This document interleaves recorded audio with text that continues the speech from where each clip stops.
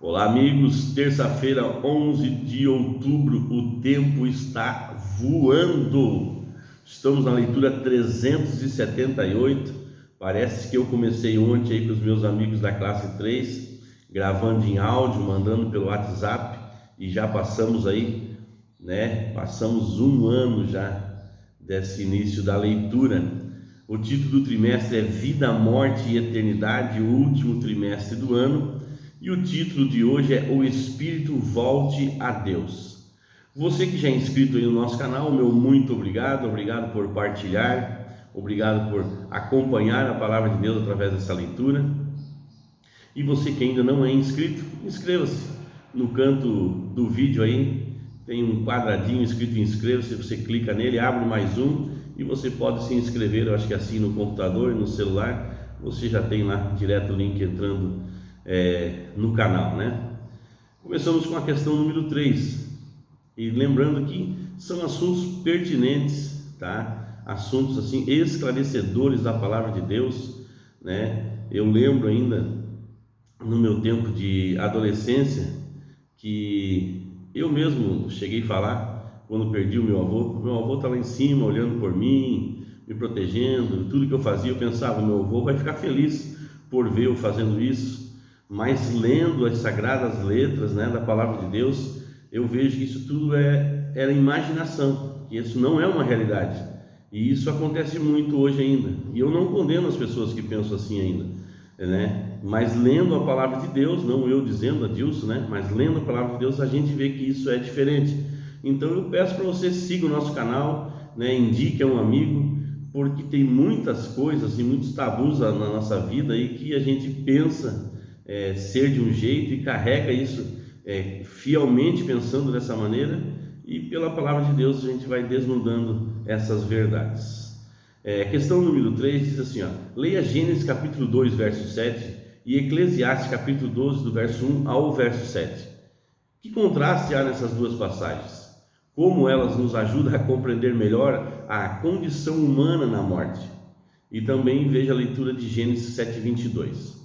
Bom, eu respondi assim, ó, a alma morre e o espírito volta para Deus e não há nada além disso, até o soar das trombetas na segunda vinda de Cristo.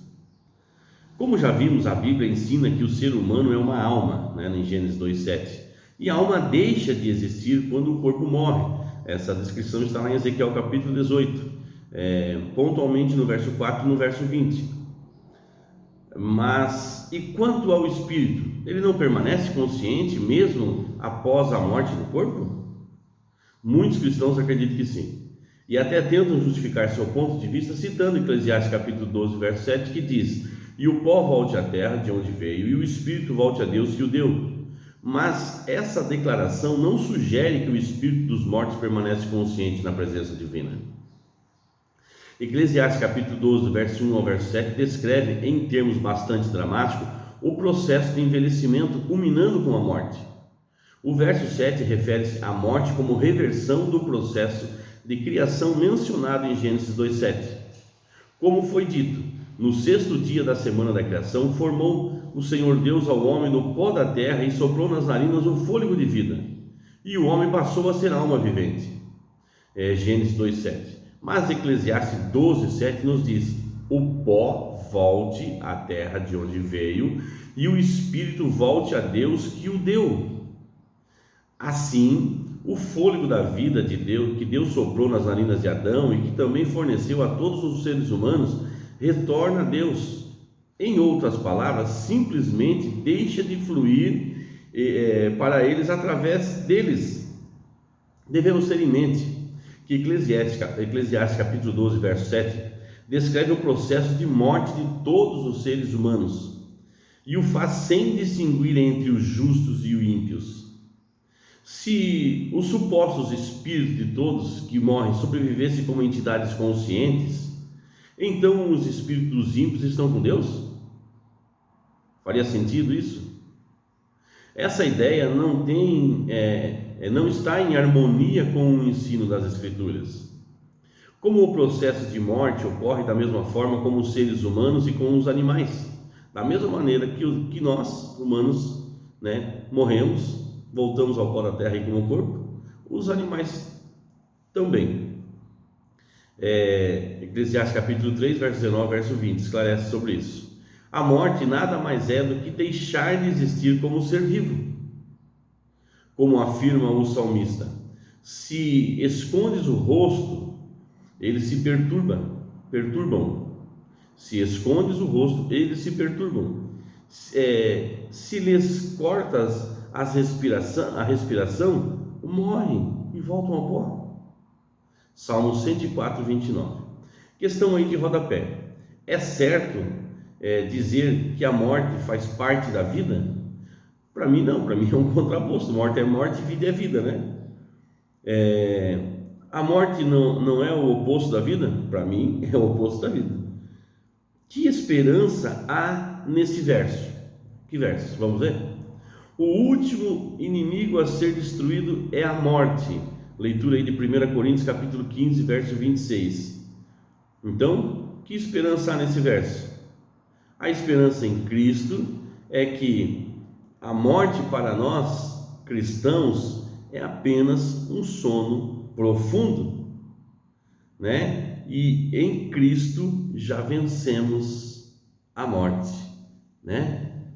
Em Cristo nós já vencemos a morte. Em Cristo nós já vencemos a morte. Então nós precisamos estar em Cristo. Amém, amados? Vamos orar? Amado Deus e Pai, obrigado, meu Deus, pela Tua palavra, Senhor, que é reveladora, esclarecedora, meu Deus. Que o Teu Espírito Santo possa nos instigar, nos ensinar, nos trazer discernimento a cada dia, meu Deus, para transmitir e aos ouvintes para entender a Tua palavra, meu Deus, porque o grande dia se aproxima. Que cada um, Senhor, possa sentir o desejo de buscar a Ti e entender, meu Deus, a necessidade de vivermos em Ti, porque só em Ti há a verdadeira vida.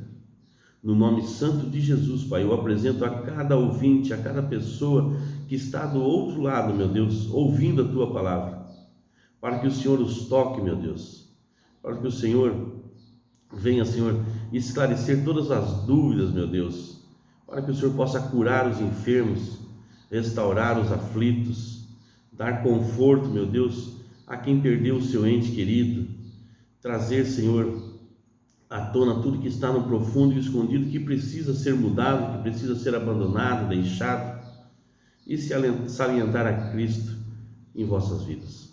No nome santo de Jesus, Pai, é o que eu te peço e te agradeço. Amém. Abraço, meus amigos, e abraço aí aos nossos amiguinhos.